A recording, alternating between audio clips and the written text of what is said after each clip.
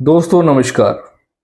दोस्तों आज की वीडियो में बात करेंगे जो कनाडा आईआरसीसी की तरफ से कई क्लाइंट्स को ईमेल्स आ रही हैं।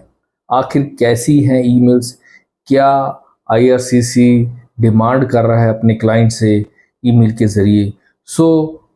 आपको क्या करना है अगर ईमेल आ जाती है तो कैसे आप अपनी फाइल को अपडेट करना है। बहुत खास वीडियो है, शुरू से लेके अंत तक देखिएगा और चैनल पे नए हैं तो सब्सक्राइब कर लो। दोस्तों अगर आपको कोई क्वेरी है, एक तो सवाल एक्सपर्ट से कर सकते हैं। अगर आपको डिटेल में बात करनी है अपनी फाइल के रिगार्डिंग तो मेरे से अपॉइंट फिक्स कर सकते हैं।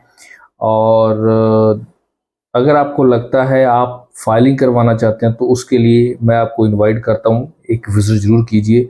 अगर नहीं आ सकते दोस्तों, बहुत दूर लोकेशन से, तो उसके लिए पेड काउंसलिंग सेशन है और उसके ज़रिए मेरे साथ कनेक्ट कर सकते हैं। अच्छा लगा तो आप आगे फर्दर फाइल की प्रोसेसिंग के लिए कंटिन्यू कर सकते हैं। स्टार्ट करते हैं आज की वीडियो। दोस्तों जो ईमेल्स आ रही हैं कनाडा आईआरसीसी की तरफ से, देखिए ईमेल्स क्यों आती हैं। अगर वीज़ा ऑफिसर को या कनाडा आईआरसीसी डिपार्टमेंट को लगता है आपकी फाइल के रिगार्डिंग कुछ उसने वेरिफिकेशन करनी है या आपके कुछ डॉक्यूमेंट्स हैं जो उनको चाहिए तो वो डिमांड करता है, ठीक है, उसको रिक्वेस्ट लेटर बोलते हैं। तो उसको रिक्वेस्ट लेटर बोलते हैं। तो उसमें क्या होता है कि जो भी आईआरसीसी आपसे डिमांड करता है वो आपको डॉक्यूमेंट्स देने पड़ते हैं। या तो आपकी फंडिंग के बारे में पूछ सकता है। मान लो आपकी फाइल, आपके बैंक स्टेटमेंट में कोई फंडिंग आई है। दोस्तों कई बार क्या होता है कि आईआरसीसी जब आपके साथ कनेक्ट करती है तो उसको लगता है कि आपकी फाइल के रिगार्डिंग कुछ पूछना है तो वो ईमेल के ज़रिए आपसे डॉक्यूमेंट्स डिमांड करती है। ज़्यादातर जो रिक्वेस्ट लेटर्स आती हैं वो फंडिंग के रिगार्डिंग आती है। अगर उसको लगता है कि आपकी फंडिंग में कुछ शक है या वो जानना चाहती है तो आपको फंडिंग के बारे में बताना पड़ेगा।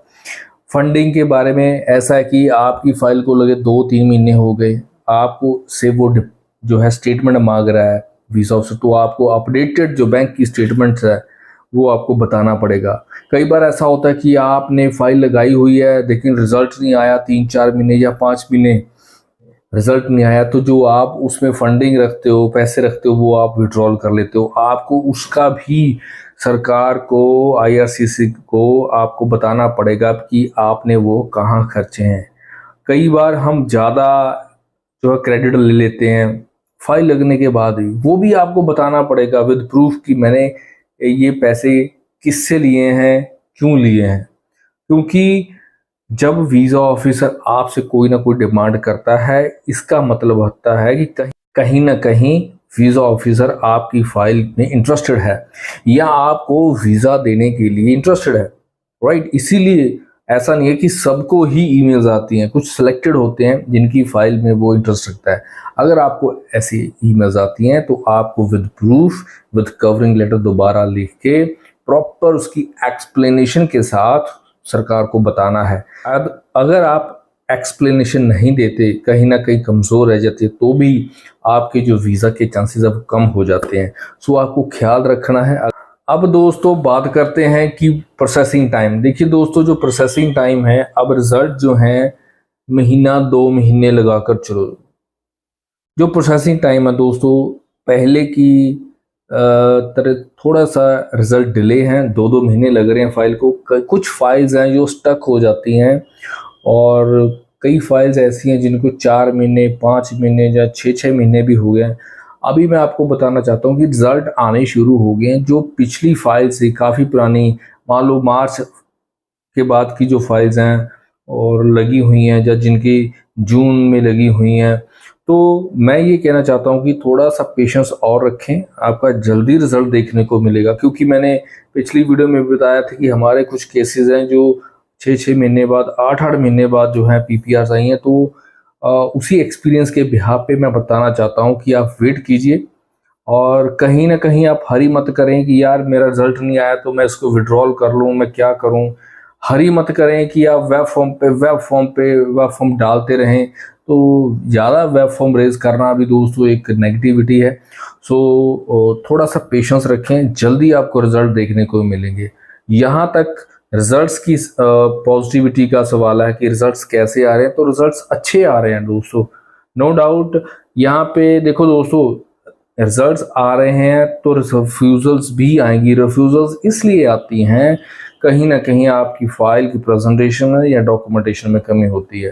तो मैं यहाँ पे सुजेशन दे दूं कि जब भी आप फाइल लगाते हो, कम से कम आप अपनी फाइल के ऊपर खुद काम कीजिए।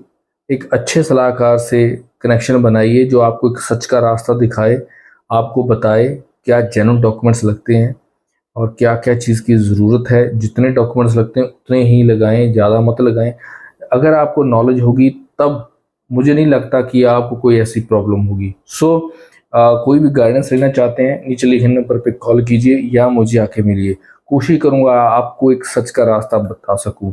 अगर आप नहीं आ सकते दोस्तों, उसके लिए पेड कंसल्टेशन है, 5 मिनट 10 मिनट 15 मिनट अगर आप मुझसे बात करना चाहते हैं। उसके बाद अगर आपको अच्छा लगता है, मेरी बातों से आपको लगता है कि एक अच्छी गाइडेंस के साथ आप अप्लाई करना चाहते हैं, तो आप घर बैठे भी अप्लाई कर सकते हैं।